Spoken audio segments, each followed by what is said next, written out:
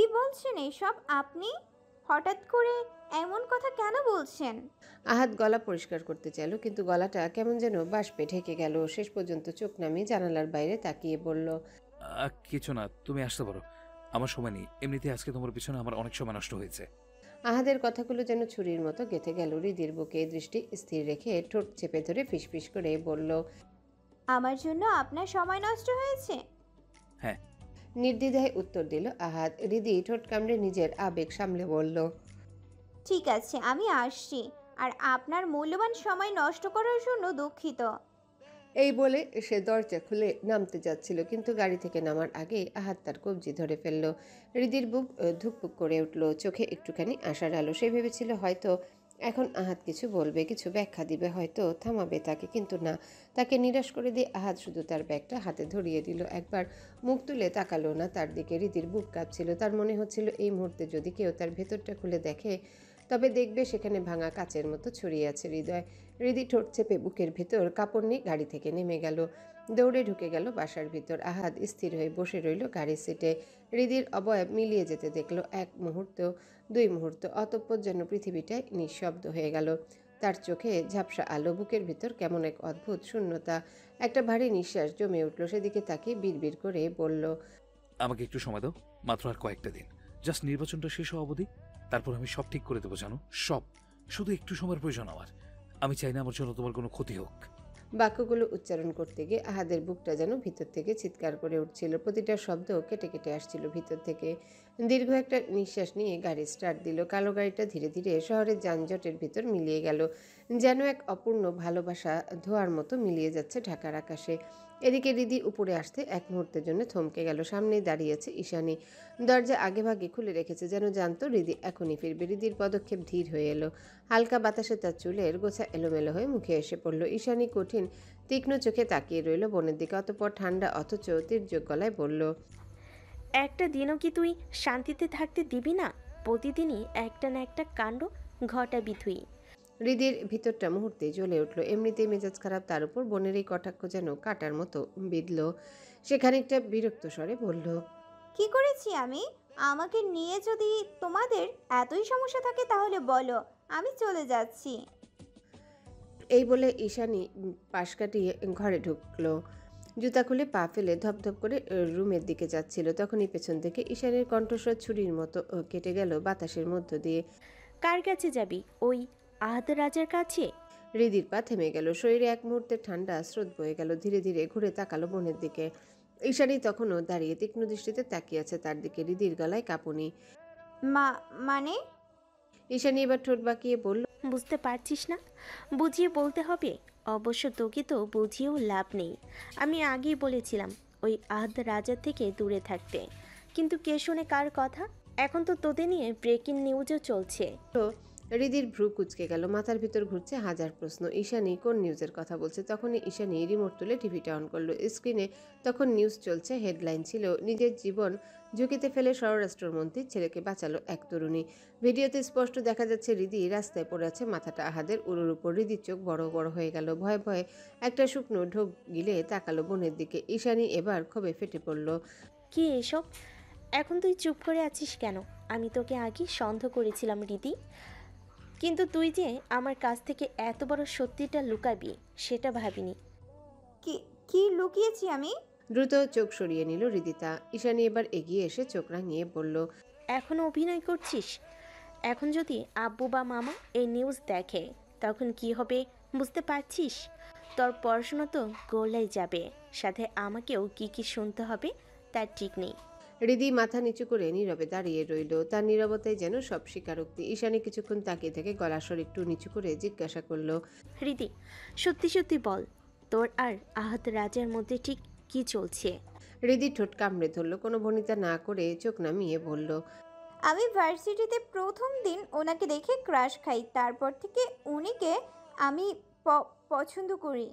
ঈশানী তাচ্ছিল্যের হাসি দিয়ে হাত নেড়ে বলল, হ্যাঁ, 3 বেলা ভাত খাস না ঠিক করে, আর এখন গেছিস ক্রাশ খাইতে, তাও আবার বদমেজাজি লাগামহীন ওই আহাদ রাজার উপর। হৃদি এবার সাথে সাথে প্রতিবাদ করল।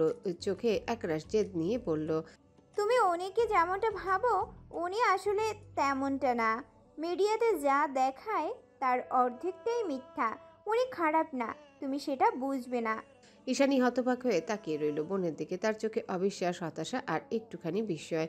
কপাল গুছিয়ে ধীরে ধীরে বলল, এতদিন শুনেছি মানুষ প্রেমে অন্ধ হয়ে যায়, কিন্তু তুই তো অন্ধের সাথে সাথে বধির হয়ে গেছিস।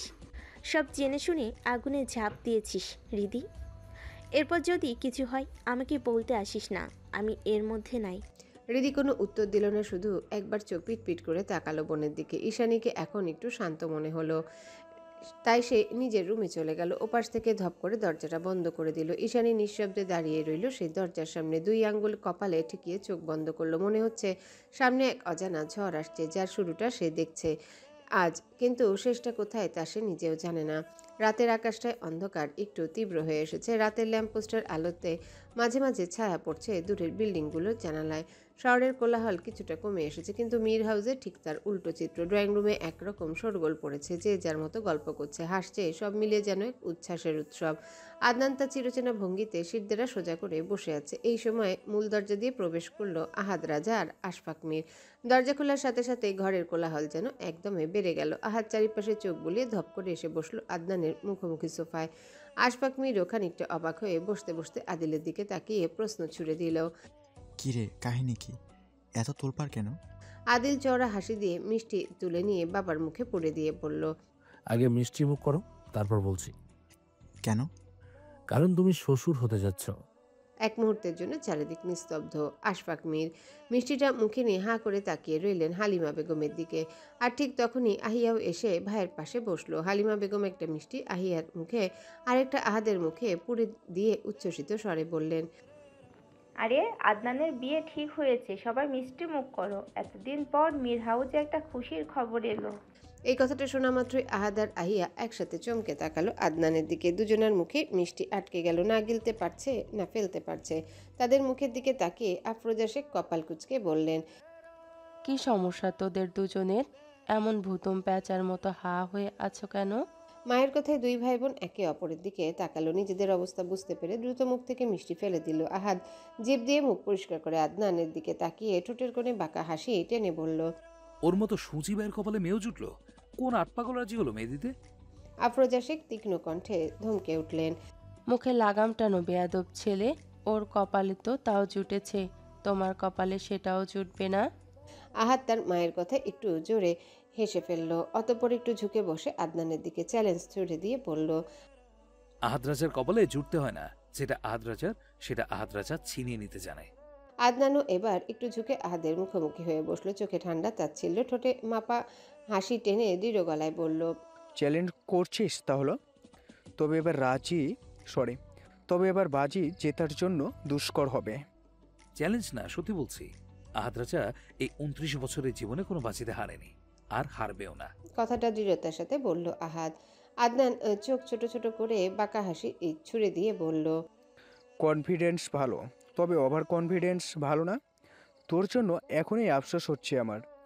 একবার তুই গোহারা হারবি। এই বলে দুবার চোখ শব্দ করলো। আহাদের গাঢ় বাদামি চোখের মনি যেন লালচে হয়ে উঠল, চোয়াল শক্ত, কপালে শিরা ফুলে উঠেছে। হাতে মুষ্টিবদ্ধ করে হঠাৎ ঝাঁপিয়ে পড়লো আদনানের দিকে। আদনান শার্টের কলার ধরে একটা ঘুষি বসিয়ে দেয় মুখ বরাবর। তার ঠোঁট কেটে পিনকি দিয়ে রক্ত বেরিয়ে আসলো। আবার হাত তুলে আহাদ। তখনই আশফাক মীর আর আদিল ছুটে এসে হাতকে টেনে পিছনে সরিয়ে নিয়ে আসে। মুহূর্তে পুরো ঘর নিস্তব্ধ হয়ে গেল। সবাই যেন শ্বাস আটকে তাকিয়েছে 2 ভাইয়ের দিকে। ঋতু আর বাণী এক কোণে নিঃশব্দে দাঁড়িয়ে। আহিয়া ভয়ে গুটিসুটি মেরে হালিমা বেগমের পিছনে এসে দাঁড়ায়। আফরোজা শেখ চেয়ার ছেড়ে উঠে দাঁড়িয়ে রাগত গলায় বললেন, নিজেদের সংযত করো, তোমরা এখন আর ছোট নও যে প্রতিটা কথা নিয়ে বাজি ধরবে আর লড়বে। তোমাদের 2 ভাইয়ের এই লড়াই দেখতে দেখতে আমি ক্লান্ত। আহাদ সাথে সাথে কর্কশ গলায় উত্তর দিল, তাহলে চোখে পট্টি বেঁধে রাখো, দেখতে কে বলেছে তোমাকে? এই কথাটা শুনে আফরোজা শেখের মুখ লাল হয়ে গেল, চোখে আগুন জ্বলে উঠল, বুক ওঠানামা করছে রাগে। এই ছেলের কোনো কথা মাটিতে পড়বে না, সব কথার উত্তর দিতেই হবে। তিনি জানেন এই ছেলের সাথে তর্ক মানে দেয়ালে মাথা ঠোকার মতো। তাই কিছু না বলে কটকট চোখে এক ঝলক তাকালেন দুই ছেলের দিকে, এরপর গটগট করে নিজের রুমে চলে গেলেন। আহাদ আবার আদনানের দিকে তাকালো। আদনান তখনও সেই একই ভঙ্গিতে বসে আছে, ঠোঁটের কোণে তীক্ষ্ণ হাসি টেনে বৃদ্ধা আঙ্গুল দিয়ে ঠোঁটের কোণা মুছল। এই দৃশ্য সহ্য হলো না আহাদের, সে আরও ক্ষিপ্ত হয়ে তার দিকে তেড়ে গেল, কিন্তু আশফাক মীর এবার সামনে এসে তার পথ রোধ করে দাঁড়ালেন। স্টপ আহাত, অনেক হয়েছে। আহাদ চাচার দিকে তীক্ষ্ণ দৃষ্টিতে একবার তাকিয়ে বাহাতের উল্টো পিঠ দ্বারা নাকটা ঘষে নিয়ে নিজের রাগ সংযত করার চেষ্টা করলো। অতঃপর ধপধপ শব্দ তুলে সিঁড়ি বেয়ে উপরে চলে গেল। তার চলে যাওয়াতে হলঘরের পরিস্থিতি একটু ঠান্ডা হলো। আশফাক মীর হতাশ হয়ে হালিমা বেগমের দিকে তাকিয়ে একটা দীর্ঘশ্বাস ফেললেন। আদনান দুই বাহু ঘুরিয়ে নিজে শার্ট ঠিক করলো, তারপর সামনে রাখা ঠান্ডা পানির গ্লাস তুলে এক নিঃশ্বাসে খেয়ে নিল। মুখে কোনো ভাব নেই, যেন কিছুই ঘটেনি। তখনই আহিয়া একটু কাছে এসে আদনানের দিকে এক ঝলক তাকিয়ে হালকা হেসে বলল, ওয়াও, সুন্দর তো। কোথায় পেলি এটা? কেন, তোর ভাইয়ের হাতে মার খেয়েছি তার জন্য? না, এই যে আপনার বিয়ে ঠিক হলো। আদনান হালকা ঠোঁট বাঁকি উত্তর দিল। ওহ, ধন্যবাদ। আহিয়া এক মুহূর্ত দাঁড়িয়ে থেকে সোজা নিজের রুমে চলে আসলো। তার চোখে হালকা কুয়াশা, বুকটা কেমন কেমন করছে। এমন অনুভূতি তো তার আগে কখনো হয়নি। সে তো সবসময় চেয়েছে আদনান যেন বিয়ে করে, তবে আজ সেই খবরে তার খুশি কেন হলো না? কেন এমন অস্থিরতা লাগছে তার? কেন বুকটা ধকধক করছে? এমনটা তো হওয়ার কথা না। আয়নায় নিজের প্রতিবিম্বর দিকে তাকিয়ে জোরপূর্বক একটা হাসি আনলো ঠোঁটে, কিন্তু ঠোঁট কাঁপছে। নিজের প্রতিচ্ছবিকে বলল, কি সব ভাবছিস আহিয়া? ছি। মাথা নেড়ে সব উল্টাপাল্টা চিন্তা ঝেড়ে ফেলে দিল। অতঃপর ঘুরে এসে বিছানায় বসলো। জানালা খোলা থাকে, বাইরে থেকে মৃদু বাতাস ঘরে ঢুকছে, সাথে পর্দা নড়ছে ধীরে ধীরে। আহিয়ার চোখের পাতা ভারী হয়ে আসছে, কিছুতেই মনটা স্থির হচ্ছে না, বুকে যেন এক অজানা দোলাচল। কিন্তু আহিয়া এই অস্থিরতার কারণ বুঝলো না। সোফার উপর পা তুলে নিজের উরুতে চিবুক ঠেকিয়ে বসে আছে রিদিতা। চোখে মুখে হালকা ক্লান্তির ছাপ, কপালের সামনে ছোট ছোট চুলগুলো বারবার চোখের সামনে এসে পড়ছে, আর সে বিরক্ত মুখে ফু দিয়ে সেগুলো সরিয়ে দিচ্ছে। ঘরে এক ধরনের স্থিরতা ছড়িয়ে আছে। ঠিক তখনই রিদিতার সামনে সোফায় এসে বসলো সুমন।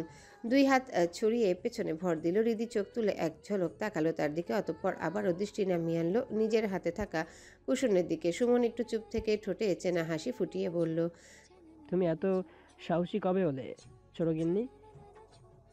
স্পাইডারম্যান না স্পাইডারম্যানের মতো রাষ্ট্রমন্ত্রীর ছেলেকে বাঁচালে। তার কণ্ঠে একরকম মজার ছল, কিন্তু রিদি কিছু বলল না, শুধুমাত্র একবার আর চোখে তাকালো সুমনের দিকে। সুমন আবারও প্রশ্ন করলো, একটা কথা বলো তো, তুমি এখানে তুমি ওখানে কি করতেছিলে? রিদি নিচু গলায় উত্তর দিল, আমরা বসুন্ধরা যাচ্ছিলাম, আর তখনই হঠাৎ করে এসব ঘটলো। কথাটা শান্তভাবে বললেও আজকের ঘটনা তার চোখে একটুখানি ঝলক দিয়ে উঠল। সুমনও আর সেগুলো নিয়ে প্রশ্ন করলো না, পাশ থেকে একটা শপিং ব্যাগ নিয়ে এগিয়ে দিল তার দিকে। রিদি একটু কপাল কুঁচকে তাকালো। কি এটা? খুলে দেখো। রিদি ব্যাগটা হাতে নিল, ভিতরে হাত দিয়ে বের করে আনতেই দেখলো ব্র্যান্ড নিউ ফোন। তার চোখে বিস্ময়, মুখে হাসি ফুটে উঠল। এটা আমার ফোন, থ্যাংক ইউ ভাইয়া। সুমন একগাল হেসে গলায় মজা এনে বলল, শুধু ধন্যবাদ দিলে হবে না, এখন আমার জন্য এক কাপ চা করে নিয়ে আসো। মুহূর্তে রিদির মুখের হাসি মিলিয়ে গেল, ভ্রু কুচকে ঠোঁট ফুলিয়ে বলল, এত রাতে কে চা খায়? আমি খাই, যাও নিয়ে আসো। আপনি আর আপনার বউ মিলে আমাকে বড্ড খাটান সুমন ভাই, এটা ঠিক না। এই বলে রিদি গাল ফুলিয়ে উঠে রান্নাঘরের দিকে চলে গেল। সেদিকে তাকিয়ে সুমন হালকা হেসে ফেলল। এরপর ফোনটা হাতে নিয়ে বসে পড়ল। সেটিংস ঠিক করতে হবে, সাথে নতুন সিমও সেট করতে হবে। এমন সময় ঈশানী এসে বসলো তার পাশে, কাঁধে হালকা করে হাত রেখে ফিসফিস চড়ে বলল, শুনছেন, কাল আব্বু আম্মু সহ সবাই আসছে, মামাও নাকি আসবে। সুমন ফোন থেকে চোখ না তুলে বলল, হঠাৎ সবাই, কারণ কি? ঈশানীর চোখে ভয়, গলায় কাঁপুনি। আমার মনে হয় আব্বু নিউজটা দেখে ফেলেছে, তা না হলে এমন হুট করে আসবে কেন? আমার খুব ভয় করছে। সুমন এবার ফোনটা টেবিলে রেখে ঈশানের দিকে তাকালো, মুখে ঠান্ডা ভাব, কিন্তু চোখে একটুখানি চিন্তার ছোঁয়া। ভাইয়ের কি আছে? আজব কথা বলো না, বাবাকে আমি বুঝিয়ে বলবো, তুমি চিন্তা করো না। সুমন একটু সোজা হয়ে বসলো, ঘাড় কাত করে রান্নাঘরের দিকে তাকালো, দেখলো রিদি মগে চা ঢালছে। সুমন চুপচাপ তাকিয়ে রইল কিছুক্ষণ, তারপর নিঃশব্দে দীর্ঘশ্বাস ফেললো। ঈশানী তার মুখের দিকে তাকিয়ে আছে। আসন্ন ঝড়ের আগমনী বার্তা ওরা কেউই পুরোপুরি বুঝতে পারছে না। ঢাকা বিশ্ববিদ্যালয়ে দুপুরটা আজ কেমন যেন অস্বাভাবিক। হাওয়ার ভেতরেও একরকম কাঁপন লেগে আছে। প্রতিটা করিডোরে ছাত্রছাত্রীরা জড়ো হয়ে দাঁড়িয়ে আছে। রিদিরা ঠিক তখনই ক্লাস শেষ করে বেরিয়েছে। প্রথমে বুঝতে পারিনি কি হচ্ছে, কিন্তু কাছে এগোতেই পরিষ্কার বুঝতে পারলো যে রাজনীতির কোনো বড় সংগঠনের সভা চলছে আজ। মাঠে প্রাঙ্গণের দিকে যেতেই দেখা গেল ভিড়ের মাঝখানে উঁচু মঞ্চে দাঁড়িয়ে বক্তৃতা দিচ্ছে আহাদ রাজা। পাশে দাঁড়িয়ে আছে শাহিন, নাদিম, শাওন, সাথে রাজনীতির প্রভাবশালী কিছু চেনা মুখ। আহাদের সাদা পাঞ্জাবি ঘামে ভিজে গেছে, কাপড় শরীরের সঙ্গে লেপ্টে আছে, চোখে কালো সানগ্লাস, কপালে বিন্দু বিন্দু ঘাম জমেছে। মাঝে মাঝে বৃদ্ধ আঙ্গুল দিয়ে তা মুছে নিয়ে আগুন মেশানো কণ্ঠে বক্তৃতা দিচ্ছে। তার গলা যেন প্রতিধ্বনিত হয়ে বাজছে চারিদিকে। রিদি থেমে যায়, তার পা যেন মাটিতে গেঁথে গেল। সেই বিশাল ভিড়ের ফাঁকফোকর দিয়ে রিদির চোখ আটকে রইল আহাদ রাজার উপর। মুখের উপর আলো ছায়ার খেলা, চোখের চশমায় রোদ ঝলমল করছে। সবকিছু মিলিয়ে তাকে আজ একেবারে অন্যরকম লাগছে। তার পাশে থাকা আহিয়া সেটা লক্ষ্য করে হালকা কোনো ধাক্কা দিয়ে ফিসফিস করে বলল, চল সামনে যাই, তাহলে ভাইয়াকে আরো ভালো করে দেখতে পাবি। রিদি চোখ সরিয়ে নিল, ঠোঁট শক্ত করে বলল, মাথা খারাপ? রাজনীতির এই রং তামাশা দেখার কোনো শখ নেই আমার। তোদের ইচ্ছে হলে তোরা যা। আনিকা হেসে একটু কটাক্ষ করে বলল, রাজনীতি দেখার শখ নেই, অথচ রাজনীতির রাজা তোমার শখের পুরুষ। রিদি গম্ভীর স্বরে উত্তর দিল, শখের পুরুষ না ছাই, উনি শুধু আহিয়ার ভাই, আর কিছু না। আহিয়া আর আনিকা দুজনেই তখন একসাথে অবিশ্বাসের ভঙ্গিতে তাকালো তার দিকে। রিদি নজর সরিয়ে নিল, ব্যাগের ফিতা আঙ্গুলে জড়াতে জড়াতে নিজেকেই মনে মনে বলল, আমি এমন নির্লজ্জ কবে থেকে হলাম? কালই তো রাগ করে চলে এলাম, আর আজ আবার তাকিয়েই আছি ওনার দিকে। হঠাৎ মুখ ফসকে বেরিয়ে আসে, বেহায়া মন আমার। আনিকা শুনে অবাক হয়ে জিজ্ঞাসা করলো, কি বললি? রিদি দ্রুত মাথা নেড়ে বলল, কিছু না। ঠিক তখনই মঞ্চ থেকে আহাদ নেমে আসে। তার ডান পাশে শাহিন আর বাম পাশে শাওন আর নাদিম। সাদা পাঞ্জাবির হাতা গুটানো, চোখে কালো চশমা, যেন এক অদ্ভুত রহস্যের আবরণে ঢাকা চোখ। রিদি আবারও তাকালো নিঃশ্বাস রোধ করে। আহাদ সরাসরি তাদের দিকে এগিয়ে আসছে। রিদির বুক ধকধক করতে লাগলো। মনে হলো আহাদ এখনই হয়তো কিছু বলবে, কিন্তু না, আহাদ পাশ কাটিয়ে সোজা চলে গেল, যেন ওকে চিনেই না বা তাকে খেয়ালি করেনি। রিদির চোখের দৃষ্টি মুহূর্তেই নিস্তেজ হয়ে গেল। সে এক জায়গায় স্থির হয়ে দাঁড়িয়ে রইল, ঠোঁট চেপে ধরল জোরে। মনে হচ্ছিল বুকের ভেতর কেউ একটা ভারী পাথর বসিয়ে দিয়েছে। এদিকে আনিকা একটু এগিয়ে গিয়ে পেছন থেকে শাহিনকে ডাকলো। শাহিন একটু ঘুরে তাকালো, তর্জনী আঙ্গুল নিজের দিকে ইশারা করে বলল, আমাকে ডাকলেন? আনিকা মাথা নেড়ে হ্যাঁ বলল। শাহিন একটু দ্বিধায় নাদিমা শাওনের দিকে তাকালো। তারা চোখের ইশারায় যাওয়ার জন্য ইঙ্গিত দিল। শাহিন হালকা হাসি দিয়ে কয়েক কদম এগিয়ে এলো আনিকার দিকে। বলুন, কি বলবেন? একটু ব্যস্ত আছি আজকাল। আনিকা হাত কসলাতে কসলাতে বলল, আসলে কালকে তাড়াহুড়ায় আপনাকে ধন্যবাদ জানাতে পারিনি। ধন্যবাদ কেন? আপনি কালকে আমাকে বাঁচিয়েছেন তাই। শাহিন ঠোঁট কামড়ে হালকা হাসলো। তাকে হাসতে দেখে আনিকা বিরক্তিতে কপাল গুছিয়ে নিল। শাহিন সেটা লক্ষ্য করে দ্রুত হাসি থামিয়ে দিয়ে বলল, ধন্যবাদ কেন? ও সরি, আসলে আপনার জায়গায় যদি আহিয়া কিংবা নীলা বা মিস রিদিতা থাকতো, তাহলে তাদেরও আমি একইভাবে বাঁচানোর চেষ্টা করতাম। এটা ভাইয়ের হুকুম ছিল আর আমার কর্তব্য, তাই এত বেশি ইমোশনাল হওয়ার কিছু নেই। আনিকা মুহূর্তে রেগে গেল, দাঁতে দাঁত চেপে বলল, চামচা কোথাকার। জি, কি বললেন? কিছু না। অতঃপর মুখে হাসি টেনে আনিকা বলল, যাই হোক, তবুও আপনি সাহায্য করেছেন আমাকে, তার জন্য আপনাকে ধন্যবাদ। শাহিন চিবুকে দু আঙ্গুল বুলিয়ে কিছু একটা ভেবে নিয়ে দুষ্টুমি ভরা চোখে তাকালো।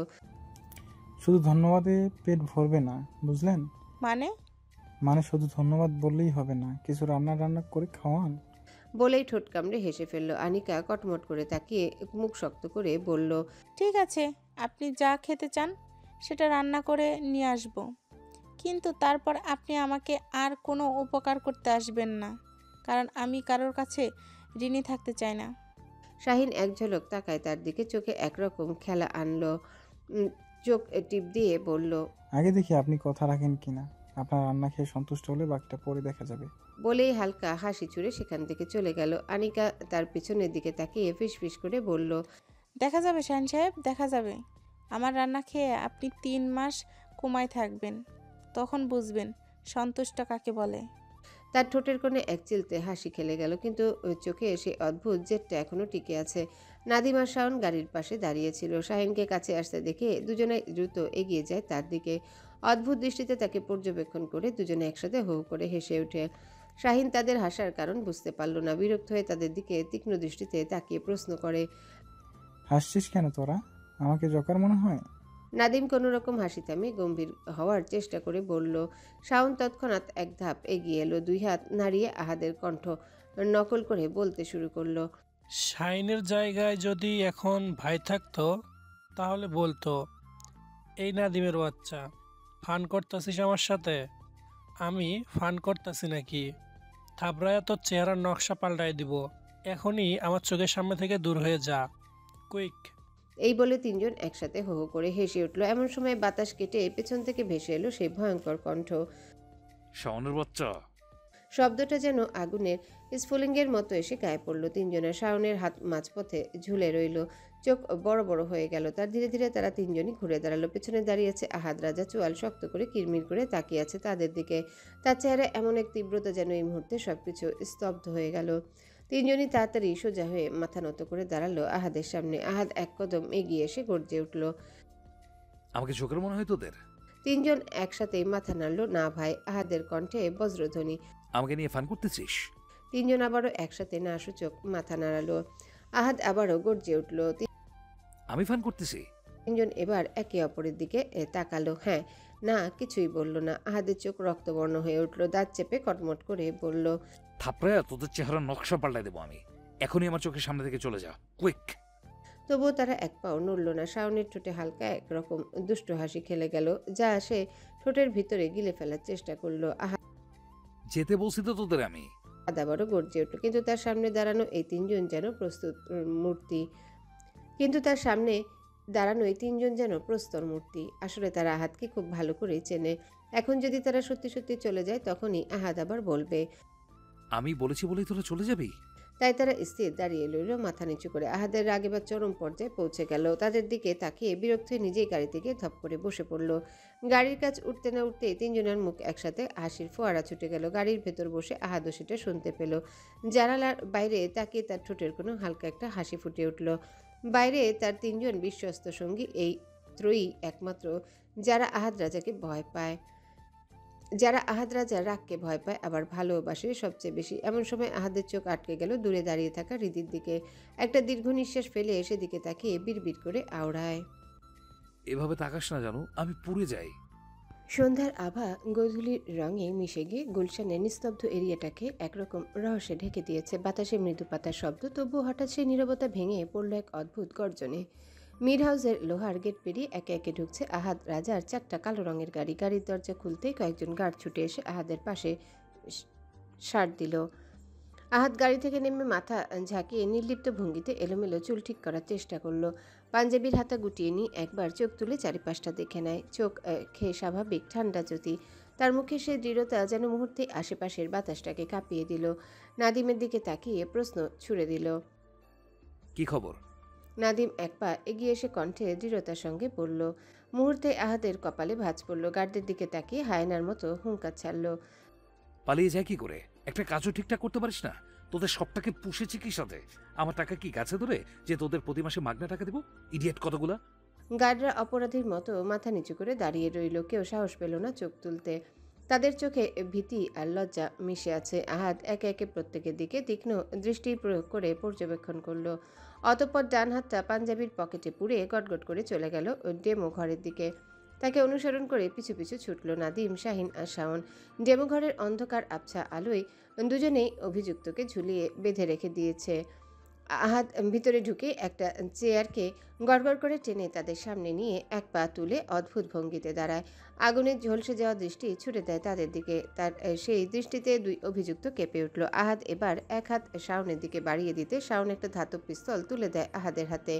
আহাদ পিস্তলটা হাতে নিয়ে ওজন মাপার মতো একবার ঘুরিয়ে দেখল, তারপর ধীরে পা ফেলে এগিয়ে গেল। প্রতিটা পদক্ষেপের সঙ্গে ঠকঠক করে মেঝেতে তার জুতার শব্দ প্রতিধ্বনিত হলো। সে হঠাৎ করেই একজনের গলায় পিস্তল চেপে ধরল, চোয়াল শক্ত করে দাঁত কিরমির করে ঠান্ডা অথচ ভয়ঙ্কর গলায় বলে উঠল, তোদের আমি উঠতে দিয়েছিলাম বলে এত উপরে উঠে গেছিস যে এটাই ভুলে গেছিস তোদের নাটাই আহাদ রাজার হাতে। এই বলে আহাদ পিস্তলটা আরও জোরে চেপে ধরল।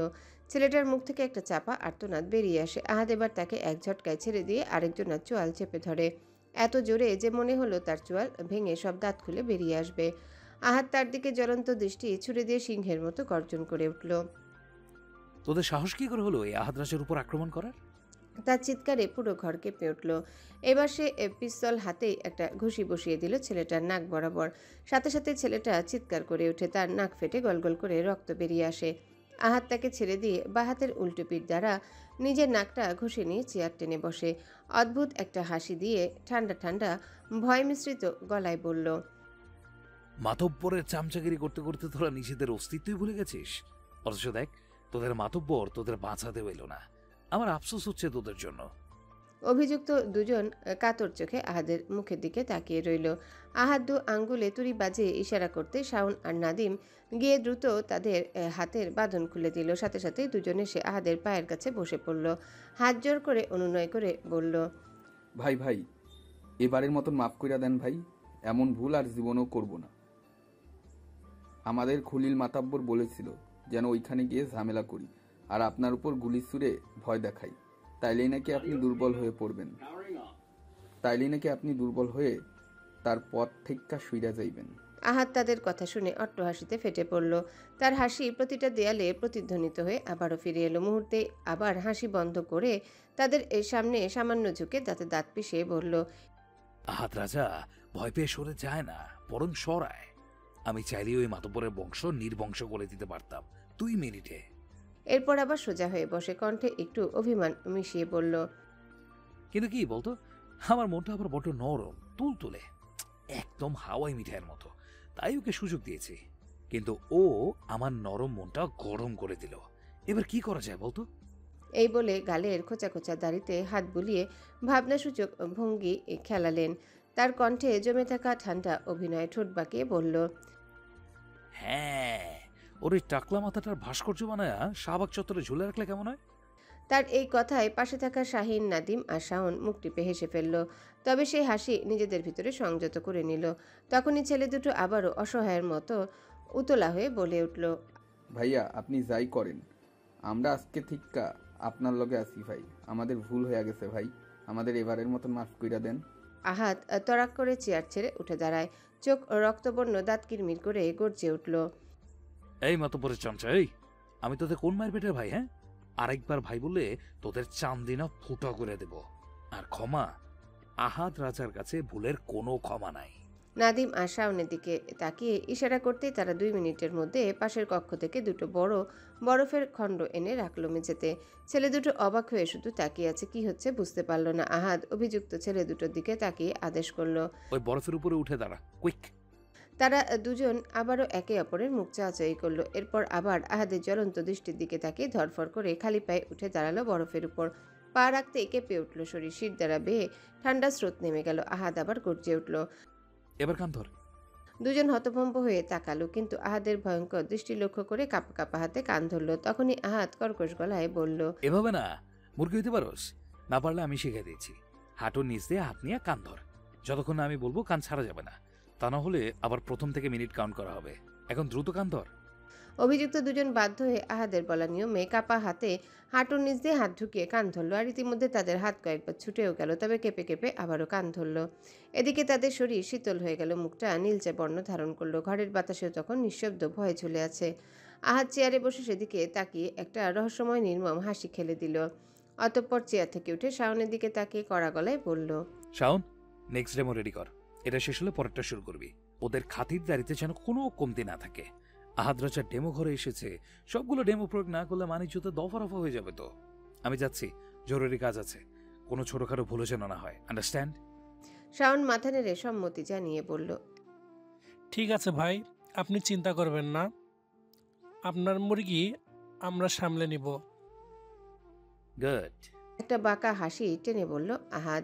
এরপর শাহিনের দিকে তাকে ইশারা করে সেখান থেকে বেরিয়ে যায়। তাকে অনুসরণ করে শাহিনও পিছু নেয়। বাইরে তখন গোধূলি ঘনিয়ে এসেছে। আকাশটা গাঢ় চ্যানের মতো। মির হাউসের পাথরের দেয়ালে পড়েছে লালচে আভা, আর তার পেছনে দাঁড়িয়েছে ক্ষমতাসী অদৃশ্য মুখ আহাদ রাজা। পরের দিন সকালে রোদটা ছিল একটু তীব্র। সূর্যের আলো পাতলা পর্দার ফাঁকা দিয়ে ঘরের ভেতর ঢুকে সোজা গিয়ে পড়েছে ড্রেসিং টেবিলের আয়নায়। সেই আলো প্রতিফলিত হয়ে রিদিতার চোখে মুখে এসে পড়তেই সে বিরক্ত হয়ে কপাল গুজে নিল। জানালার দিকে কয়েক পা এগিয়ে গিয়ে পর্দাটা টেনে দিয়ে আবারও নিজের সাজগুজে মন দিল। চুলগুলো পেছনে নিয়ে রাবার ব্যান্ডে বেঁধে নিল। সামান্য এলোমেলো চুলগুলো কানের পাশে গুজে ওড়নাটা মাথায় টেনে নিল নিখুঁতভাবে। আয়নায় নিজেকে একবার ভালো করে দেখে নিয়ে একটা ছোট্ট নিঃশ্বাস ফেলল। একবার ঘড়ির দিকে তাকিয়ে ব্যাগটা কাঁধে ঝুলিয়ে তাড়াহুড়ো করে রুম থেকে বেরিয়ে আসে। ঠিক তখনই কলিং বেল বেজে উঠল। রিদিতা হালকা হাসলো।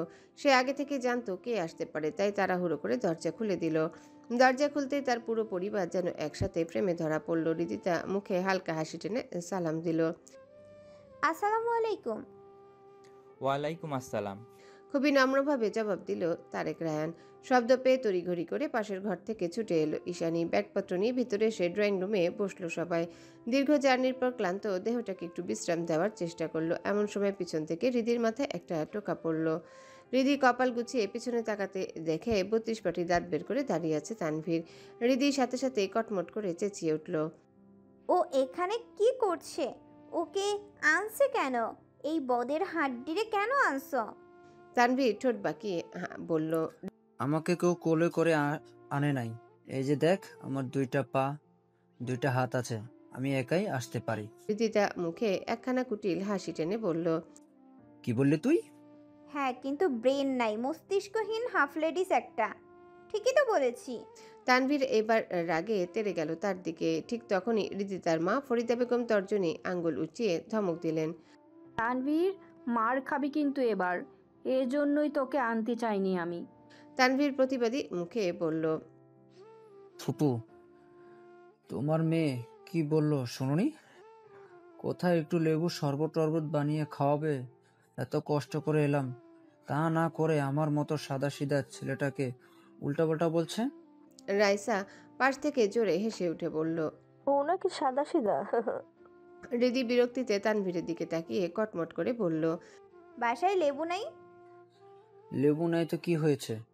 লেবু নাই তো কি ভীমও নাই? অন্তত ভীম দিয়ে শরবত বানিয়ে দিতে পারতি।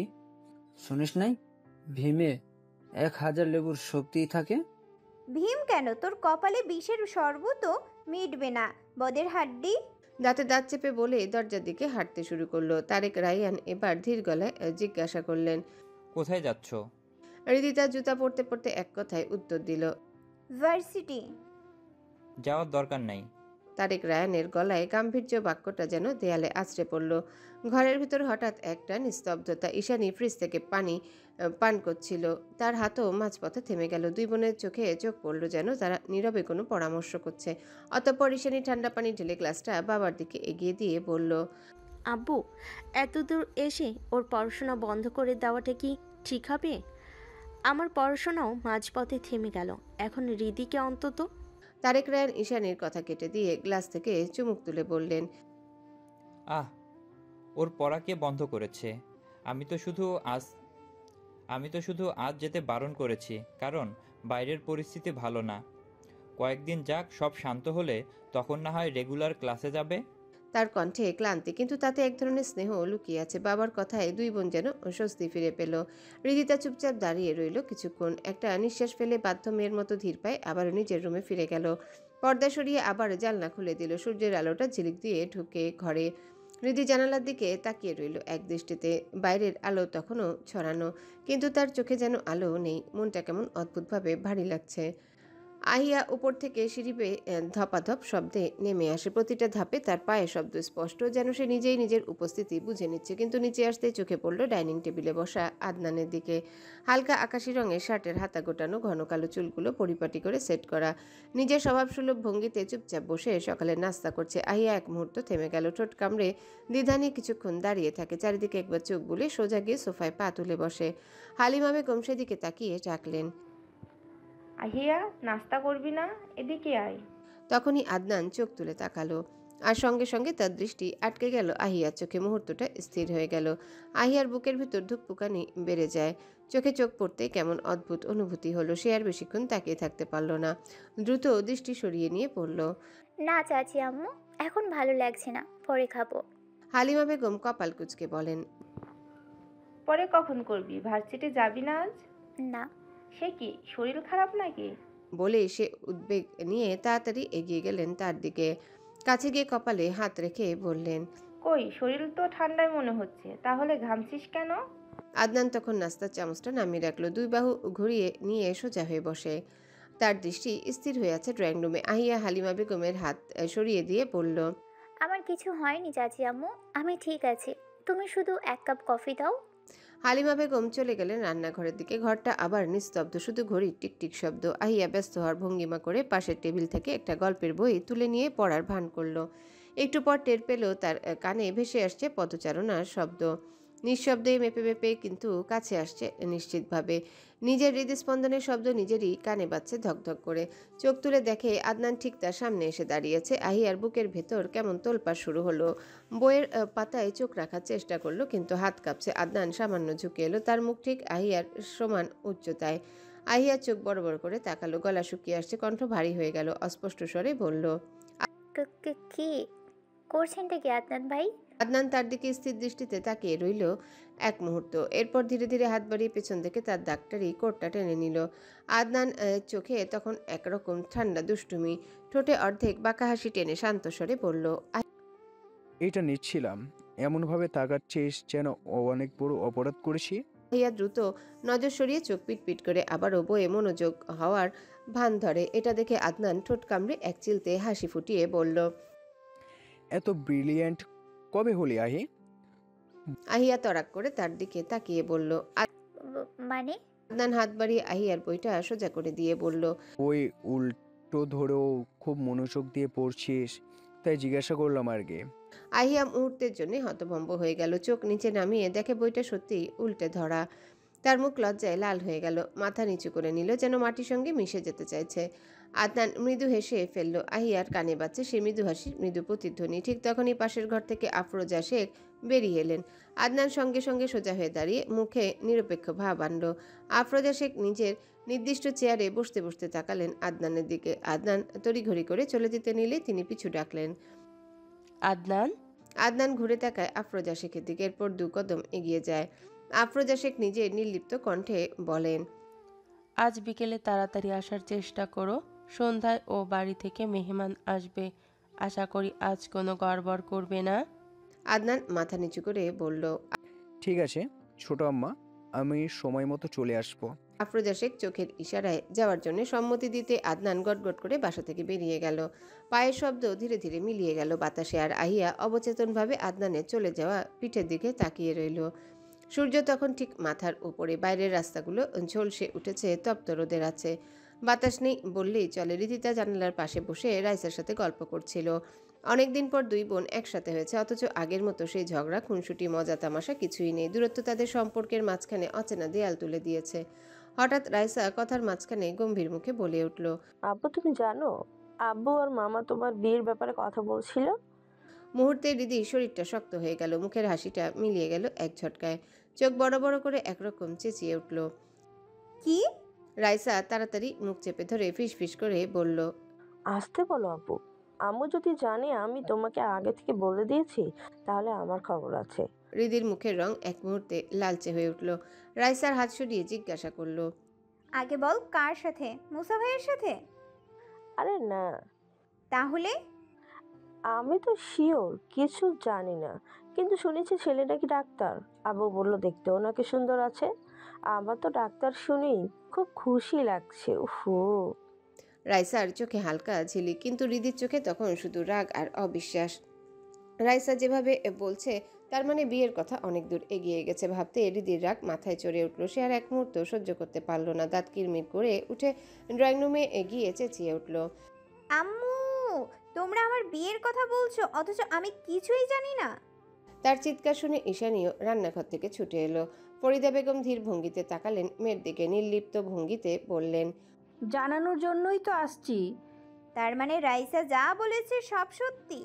ফরিদা বেগমের তীক্ষ্ণ চোখের দৃষ্টি পড়তে রাইসা গুটিয়ে গেল ঈশানীর পেছনে। রিদি এবার ঈশানীর দিকে তাকিয়ে বলল, তুমিও জানতে তাই না? ঈশানী দ্রুত মাথা নেড়ে বলল, আমিও আজকে শুনছি, একটু আগে আম্মু বলছে। এর আগে সত্যি আমি কিছু জানতাম না। রিদি আর নিজেকে সামলাতে পারল না। রেগে গিয়ে পায়ের কাছে থাকা ময়লা ঝুড়িতে একটা লাথি মেরে চিৎকার করে উঠল, আমার মতামত ছাড়া আমার বিয়ে কি করে ঠিক করতে পারো তোমরা?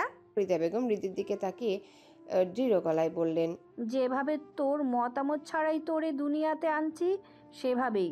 কথাটা ছুরি হয়ে বিঁধল হৃদির বুকের ভিতর, কিন্তু কোনো উত্তর দিতে পারল না। ছোটবেলা থেকে হৃদির স্বভাব, যখন খুব রেগে যায় তখন তার মুখ থেকে একটা শব্দ বের হয় না। ঠিক তখনই দরজার কলিং বেল বাজলো। রাইসা দৌড়ে গিয়ে দরজা খুলে দিতে ভেতরে ঢুকলেন তারেক শায়ান, পাশে সুমন ও তানভীর। ড্রয়িং রুমে এমন ভারী নীরবতা দেখে সুমন ঈশানীর দিকে তাকিয়ে জিজ্ঞাসা করলো, কি হয়েছে? ঈশানী হালকা চোখের ইশারায় হৃদির দিকে দেখালো।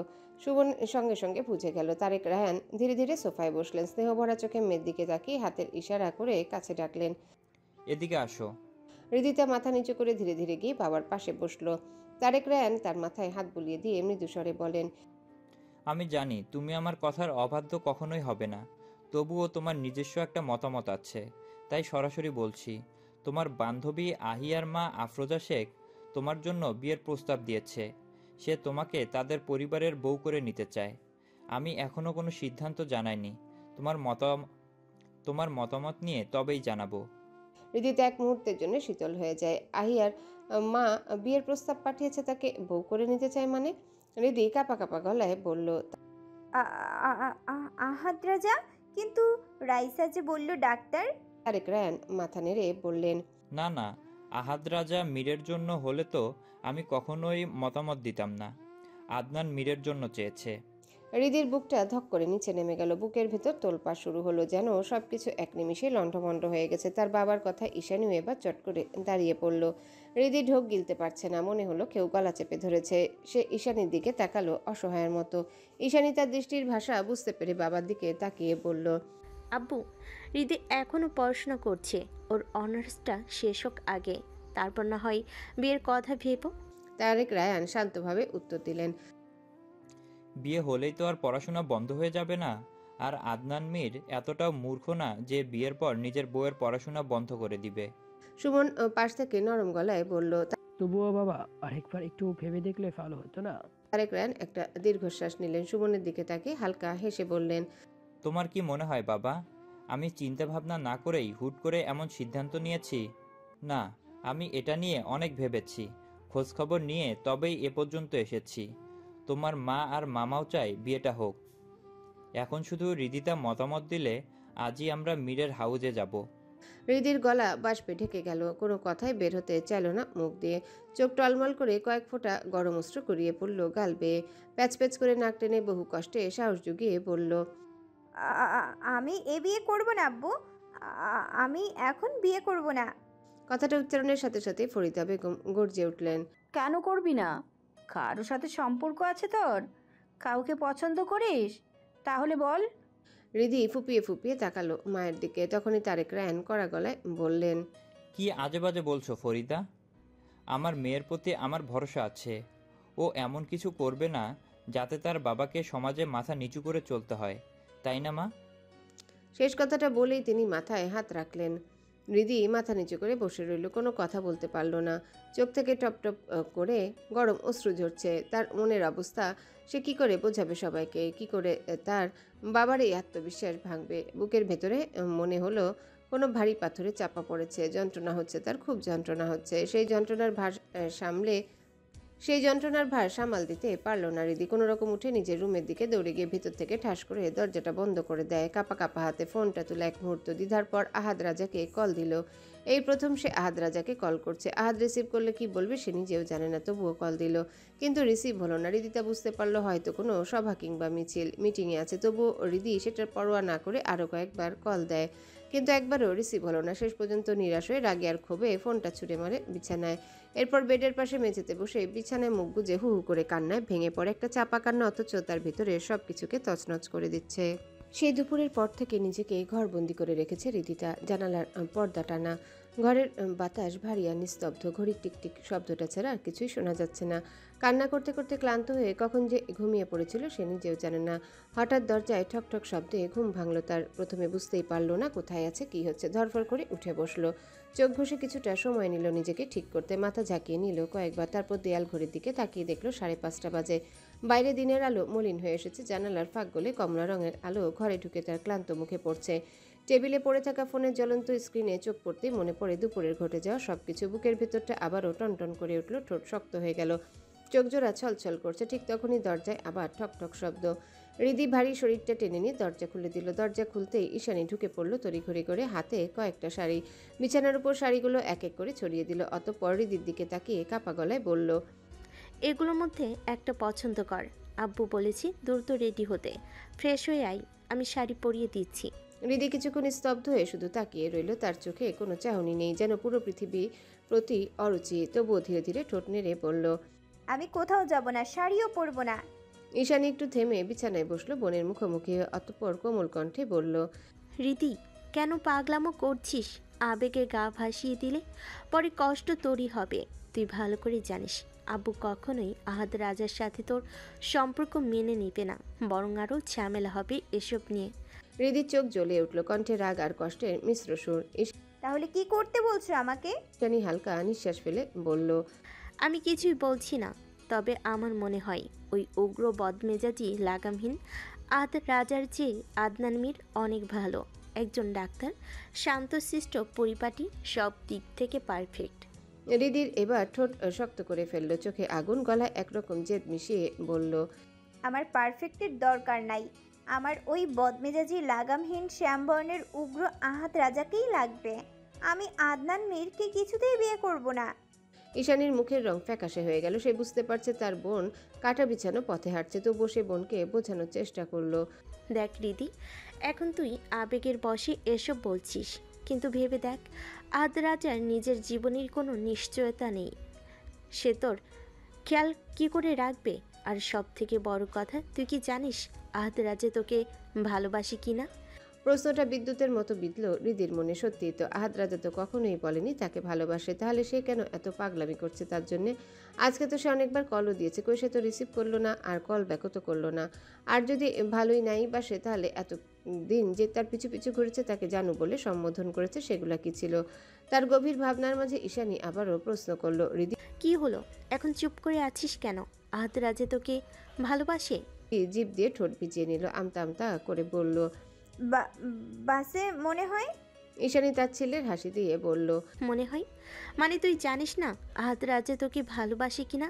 সেটাই জানিস না, অথচ তার জন্য পাগলামো করছিস। হৃদি সরাসরি বোনের চোখে দৃষ্টি গেঁথে দিয়ে অদ্ভুত গলায় বলল, পাগল না হলে কি ভালোবাসা যায়? কিন্তু আহাদ রাজা তো তোকে ভালোবাসে না। বললাম তো বাসে। হৃদি এবার গলায় জেদ মিশিয়ে চেঁচিয়ে উঠল। কথাটা বলে সে মুখ ফিরিয়ে নিল, চোখে পানি জমেছে, বুকটা অদ্ভুতভাবে ভারী লাগছে। ঈশানী কপাল গুছিয়ে কিছুক্ষণ তাকিয়ে থেকে আবার শান্ত কণ্ঠে বলল, এসব ভাওতাবাজি কথাবার্তা আমার সাথে বলবি না।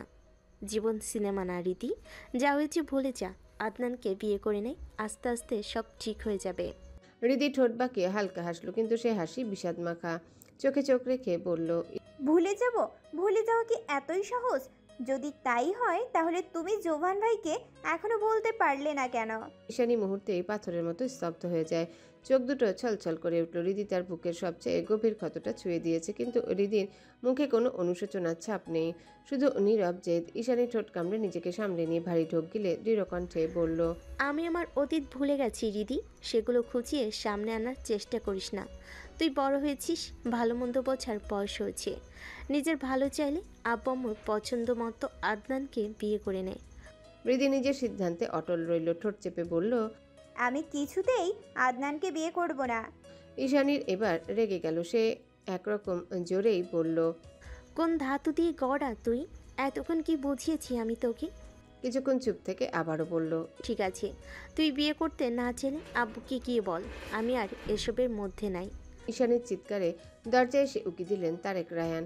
চোখে মুখে একটু বিরক্তি, তবুও শান্ত গলায় জিজ্ঞাসা করলেন, কি হয়েছে তোমাদের? চেঁচামেচি করছো কেন? হৃদি তখন বিছানায় বসে আছে নিথর হয়ে, চুল এলোমেলো, ঠোঁট কামড়ে ধরে রেখেছে, যেন নিজেকে সংযত করছে। ঈশানী এক পলক বোনের দিকে তাকিয়ে আবার বাবার দিকে ফিরে একটু বিরক্তি মেশানো স্বরে বলল, তোমার মেয়ে শাড়ি পরতে চাইছে না। তারেক রায়ান হৃদির দিকে এক ঝলক তাকিয়ে ঠান্ডা কণ্ঠে বললেন, এই বলে ঠিক আছে, ও পড়তে না চাইলে দরকার নেই, ওর যেটা কমফোর্টেবল ও তাই পড়ুক। তিনি ধীরে দরজা টেনে চলে যায়। আর তখনই ঘরে ঢুকে তানভীর এক লাফে বিছানার উপর উঠে হালকা কাত হয়ে বসে শাড়িগুলো নেড়েচেড়ে হৃদির দিকে তাকিয়ে ঠাট্টা স্বরে বলে, ঈশানী আপু, কেন ওরে জোর করছিস শাড়ি পরতে? পেতনের কি কখনো শাড়ি পরে? শাড়ি তো পরে নারীরা, ও তো আস্ত একটা পেতনি, এজন্যই তো শাড়ি পরতে চাইছে না। হৃদি তানভীরের দিকে কটমট করে তাকিয়ে চেঁচিয়ে উঠল, তানভীর, আমার চোখের সামনে থেকে যা, তার না হলে থাপড়াইয়া তোর চেহারার নকশা পাল্টাই দিব। তানভীর ধরফড় করে উঠে হৃদির সামনে এসে গালে হাত পেতে দিল। তাহলে দেন না, অনেক দিন ধরে একটা মেয়েকে পটানোর চেষ্টা করছি, পড়তেছে না। বলে সাদা হলেও নাকি আমার চেহারা খারাপ, সার্জারি করে তো অনেক টাকা পয়সার ব্যাপার আছে, একটু চেহারাটা পাল্টায় দে না বোন। হৃদির চোখ রাগে জ্বলে উঠল। কোনো আগাম ইঙ্গিত ছাড়াই সপাটে একটা থাপ্পড় বসিয়ে দিল তানভীরের গালে। তানভীরের মুখ থেকে অবচেতনভাবে বেরিয়ে আসলো চাপা আর্তনাদের শব্দ। ঘরে মুহূর্তে নিস্তব্ধতা নেমে এলো। তানভীর টলমল করে একটু কাত হয়ে গেল, গালে হাত দিয়ে চোখ বড় বড় করে তাকিয়ে রইল। ঈশানীয় বিস্ময়ে তাকিয়ে আছে। মজার ছলে বলেছে বলে হৃদি এমনটা করবে তারা কল্পনাও করেনি। তানভীর মুখ বাঁকিয়ে গালে হাত ঘষে কাঁদো কাঁদো গলায় বলল, ঈশানী আপু, তোর বোন নাকি ভাত খায় না? এত শক্তি কি শুধু বাতাস খেয়ে বানাইছে? আউচ, আমার দাঁত নড়ে গেছে মনে হয়। হৃদি তীক্ষ্ণ চোখে কয়েক সেকেন্ড তাকিয়ে থাকে, অতঃপর বিছানা থেকে একটা নেভি ব্লুর উপর রুমালি সুতোর কাজের শাড়ি তুলে নিয়ে ধপধপ করে পা ফেলে ওয়াশরুমের দিকে চলে গেল। দরজাটা এমনভাবে বন্ধ করলো যেন সেই শব্দে জমে থাকা রাগ গলে বেরিয়ে আসছে। তানভীর মুখ বাঁকিয়ে ঈশানের দিকে তাকিয়ে মৃদু গলায় বলল, তোর বোন আসলেই একটা পেতনি, আমি যাই, না হলে এবার সত্যি সত্যি আমার চেহারা পাল্টা দেবে। এই বলে গাল ঘষতে ঘষতে রুম থেকে বেরিয়ে যায়।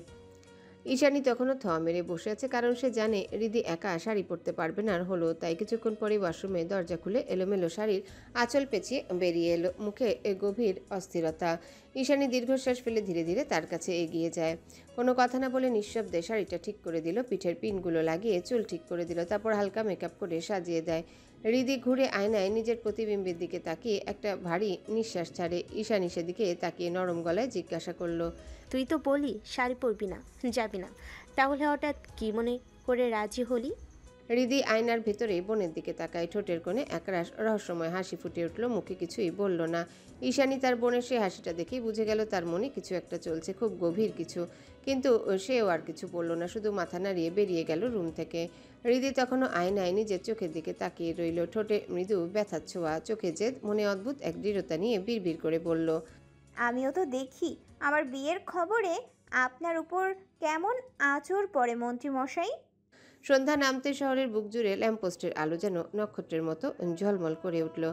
ঢাকার রাস্তাগুলো তখনও ব্যস্ত, তবু একটা ক্লান্তির ছায়া নেমে এসেছে শহরের বাতাসে। সব মিলে এক অদ্ভুত সন্ধ্যা। এই সময় সংসদ ভবনের উঁচু গেট দিয়ে বেরিয়ে এলেন আমজাদ মীর আর তার পাশে আহাদ রেজা। সবার আলোচনায় ক্লান্ত মুখ, তবু দুজনার পদক্ষেপ দৃঢ়। বাইরে পা রাখতে ফ্ল্যাশ লাইটের ঝলকানিতে চোখ প্রায় ঝলসে গেল আহাদের। সাংবাদিকদের ক্যামেরার লাইট চারিদিকে দিনের মতো আলোকিত করে দিল, তাদের একটার পর একটা প্রশ্ন। আমজাদ মীর ঠান্ডা মাথায় অভ্যস্ত ভঙ্গিতে সব প্রশ্নের উত্তর দিচ্ছেন, পাশেই আহাদ চোখে হালকা বিরক্তি আর অবসন্ন ক্লান্তি নিয়ে দাঁড়িয়ে আছে। সাংবাদিকদের আলোয় চোখ ঢেকে ফেলতে কালো চশমাটা পরে নিল সে। গার্ডরা এসে ভিড় ঠেলে দুজনকে গাড়ির কাছে নিয়ে যায়। গাড়ির দরজা খোলার মুহূর্তে আহাদ অচেতনভাবে ফোনটা হাতে নিতে চোখে পড়ল হৃদিতার 7টা মিসড কল, সাথে আশফাক চৌধুরীর 2টা মিসড কল। আহাদ 1 সেকেন্ডের জন্য থমকে গেল, 2 আঙ্গুল একটু কপাল চুলকে নিয়ে ঘাটটাকে দুদিকে ঘুরিয়ে নিজেকে প্রশ্ন করলো বিড়বিড় করে, হৃদি এতগুলো কল দিয়েছে কেন? ফোনের দিকে তাকিয়ে একরাশ ভাবনায় ডুবে যায় আহাদ। এক অদ্ভুত উদ্বেগের ঢেউ বয়ে গেল বুকের ভেতর, কিন্তু হঠাৎ কাঁধে স্পর্শ পেতেই চমকে উঠে ভাবনার জগৎ থেকে ফিরে আসে বাস্তবতায়। আবারও সাংবাদিকরা তাদের ঘিরে কিছু প্রশ্ন করে, আর আহাদ মুখে নির্লিপ্ত ভঙ্গি এনে সরাসরি সব প্রশ্নের উত্তর দেয়। এমন সময় হাতে থাকা ফোনটা কেঁপে উঠল। আহাদ কথা বন্ধ করে ফোনের দিকে তাকাতেই দেখে আশফাক মীরের কল। সে আঙ্গুল দিয়ে সামনে থাকা সাংবাদিকদের ইশারা করে একটু সরে আসে। ফোন রিসিভ করতেই ওপাশ থেকে আশফাক মীরের কড়া কণ্ঠ স্বর ভেসে আসলো, কোথায় তুই? কতবার কল দিচ্ছি, রিসিভ করিস না কেন? আহাদ ঠোঁট চেপে সুরে হালকা তীর্যকতা এনে বলল, আহাদ হানিমুনে ছিলাম তো, কিভাবে রিসিভ করব?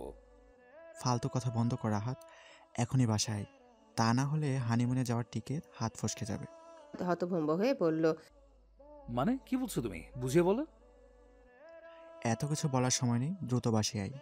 এরপরই লাইন কেটে গেল। আহাদ স্থির দাঁড়িয়ে রইল কিছুক্ষণ, এরপর ফু দেওয়ার মতো করে একটা নিঃশ্বাস ছেড়ে এগিয়ে যায়।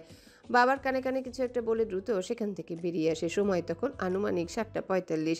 মীর হাউসের সামনে এসে গাড়ি থামতেই আহাদ গাড়ি থেকে গটগট শব্দ করে ভেতরে ঢুকলো। মূল দরজার কাছে চাচাকে দাঁড়িয়ে থাকতে দেখে তার পা ধীর হয়ে আসে। কাছে গিয়ে ভ্রু কুচকে জিজ্ঞাসা করলো, কি ব্যাপার, মুখটা এমন পোটকা মাছের মতো করে রেখেছো কেন? আশফাক মীর একটু অপ্রস্তুত হয়ে দুবার গলা খাকারি দিয়ে চোখের ইশারা করলেন ড্রয়িং রুমের দিকে। আহাদ চাচার দৃষ্টি লক্ষ্য করে কপাল গুছিয়ে নিয়ে সেদিকে তাকায়। এক মুহূর্তেই তার রূপ পরিবর্তন হয়ে গেল। সেখানে একই সোফায় পাশাপাশি বসে আছে আদনান আর হৃদিতা। যদিও তাদের মাঝখানে বেশ ভালোই দূরত্ব আছে, তবুও এই দৃশ্য সহ্য হলো না আহাদের। যেন বিষাক্ত কাটার মতো বিঁধল চোখে। তার ভেতরে রক্ত যেন টকবক করে ফুটে উঠল। দেহের প্রত্যেকটা শিরা ভেসে উঠেছে। হাত শক্ত করে মুষ্টিবদ্ধ করে নিল। চোখ দুটো যেন স্বয়ং অগ্নিশিখা। তার এই রূপ দেখে আশফাক মীর অজানা ভয়ে কেঁপে উঠল। চারিপাশে কারা আছে বা কী হচ্ছে সেটা আর কোনো পরোয়া করল না। আহাদ ঝড়ের বেগে সেদিকে এগিয়ে যায়। আহাদকে দেখে আদনানের মুখে একটা বাঁকা হাসি ফুটে উঠল। হৃদি তখনও আহাদকে খেয়াল করেনি। নিচের দিকে তাকিয়ে আঙ্গুলে আঙ্গুল গুজে ধরে বসে আছে, কিন্তু হঠাৎ তার সামনে একজোড়া পা দেখে চমকে মাথা তুলে। আর তখনই দৃষ্টি পড়ে আহাদের জ্বলন্ত চোখের দিকে। তার চোখের দৃষ্টি এতটাই তীক্ষ্ণ আর ভয়ঙ্কর ছিল যে রীতি তার গলা শুকিয়ে আসে। একটা ঢোক গিলতে নিয়েও পারল না। গলা খুসখুস করে কেসে উঠল। আদনান এক গ্লাস শরবত নিয়ে হৃদির দিকে বাড়িয়ে ধরে। হৃদি অবচেতনভাবে হাতটা বাড়িয়ে সেটা নিতে যায়। আর তখনই আহাদ এক ঝটকায় গ্লাসটা নিয়ে ছুঁড়ে মারে মেঝেতে। চূর্ণ বিচূর্ণ কাচের শব্দে হলঘরের সবাই চমকে উঠল। হৃদি চট করে উঠে দাঁড়িয়ে পড়ে। তার সমস্ত শরীর বরফের ন্যায় ঠান্ডা হয়ে গেল। হাত পা অনবরত কাঁপছে। আহাদ এক কদম তার দিকে এগিয়ে আসতেই মাঝখানে আদনান বাদ সেজে দাঁড়ায় হৃদিকে আড়াল করে। এতে আহাদ আরও ক্ষিপ্ত হয়ে যায়। চোয়াল শক্ত করে হৃদির দিকে তাকিয়ে কর্কশ গলায় বলল, হৃদি, সামনে আসো। আদনান কিছুই বলল না, কেবল স্থির হয়ে হৃদিকে তার পিঠে আড়াল করে দাঁড়িয়ে রইল। আহাদ এবার সিংহের মতো গর্জে বলে উঠল, আদনান, সরে যা আমার সামনে থেকে। তার কণ্ঠ এমন তীব্র ছিল যে দেয়াল পর্যন্ত কেঁপে উঠল। কিন্তু আদনান নড়ল না, বরং ঠোঁটে এক টুকরো হাসি খেলে গেল। সেই হাসিটাই যেন আগুনে ঘি ঢেলে দিল আহাদের ভিতরে। সে এক ঝটকায় আদনানের কলার ধরে টেনে এনে ঘুষি বসিয়ে দিল মুখ বরাবর। সাথে সাথে হলঘরে বসে থাকা হৃদির পুরো পরিবার দাঁড়িয়ে যায়। আহি আর ঈশানী একটু দৌড়ে এগিয়ে যায় হৃদি তার কাছে। হৃদি তখনও কাঁপছে। আহাদ আবারও হাত তোলে। তখনই আশফাক মীর এসে বাধা দেয় তাকে। আহাদ ঝটকা মেরে তাকে সরিয়ে দিয়ে আবারও এক ঘুষি বসিয়ে দেয়। হৃদির চোখের সামনে সব কেমন ঝাপসা হয়ে গেল। তার কান ঝিমঝিম করছে, নিঃশ্বাস আটকে যাচ্ছে। আফরোজা শেখ চেয়ার ছেড়ে দাঁড়িয়ে ধমকে উঠলেন, এসব কি তামাশা করছো? এটা বাড়ি, তোমার রাজনীতির মাঠ না। মারামারি করতে হলে বাড়ির বাহিরে গিয়ে করো। আহাদ দাঁতে দাঁত চেপে কটমট করে মায়ের দিকে তাকিয়ে বলল, ওরে এখানেই জ্যান্ত পুঁতে দেবো আমি, আম্মা। কেন? ওর অপরাধ কি? কি করেছে ও? তোমার কোন সুতো ধরে টান দিয়েছে? সুতান আম্মা, ও আমার কলিজা ধরে টান দিছে। এই কথা শুনে পুরো ঘরে এক অদ্ভুত নিস্তব্ধতা নেমে এলো। সবাই তাকিয়ে আছে আহাদের দিকে। তার চোখে রাগ আর যন্ত্রণা একসাথে। আফরোজা শেখ আবারও ধমকে উঠলেন, কি যা তা বলছো? সারো আদনানকে। আদনান ঝটকা মেরে আহাদের হাত থেকে নিজেকে ছাড়িয়ে নেয়। তার ঠোঁটে তখনও বাঁকা হাসি লেগে আছে। হাতের উল্টো পিঠ দ্বারা নিজের ঠোঁটে রক্ত মুছে নেয়। আহাদ এবার ঘাড় কাত করে তাকায় হৃদির দিকে। আহাদের ভয়ার্ত দৃষ্টি দেখে আতঙ্কে এক পা পিছিয়ে যায় হৃদি। আর আহাদ কয়েক পা এগিয়ে আসে তার দিকে। হৃদির নাজুক শরীর কাঁপছে, হাতের তালু ঘামছে। আহাদ আরও এক পা এগুতে হৃদি আর তার সামনে বাদ সেজে দাঁড়ায় তারেক রায়ান। আহাদ বিরক্ত হয়ে ভ্রু চিয়ে তাকায় তারেক রায়ানের দিকে। দুজনের মুখোমুখি হতে হলঘরে এক থমথমে পরিবেশ সৃষ্টি হয়। তারেক রায়ান সরাসরি আহাদের দিকে তাকিয়ে ঠান্ডা অথচ গম্ভীর গলায় বললেন, আমার মেয়ের কাছ থেকে দূরে থাকবেন মিস্টার আহাদ। আমার মেয়ে এসব ঝগড়া মারামারি ভয় পায়। এই কথা বলেই সে একবার তাকালো হৃদিতার দিকে। আহাদ রাগান্বিত হয়ে এক আঙ্গুল উঁচিয়ে কিছু একটা বলতে যায়। তখনই পাশ থেকে আশফাক মীর এসে তার হাত নামিয়ে কানের কাছে ফিসফিস করে বললেন, কি করছিস আহাদ? নিজেকে সংযত রাখ। এটা রীতিতার বাবা, উল্টাপাল্টা কিছু করিস না।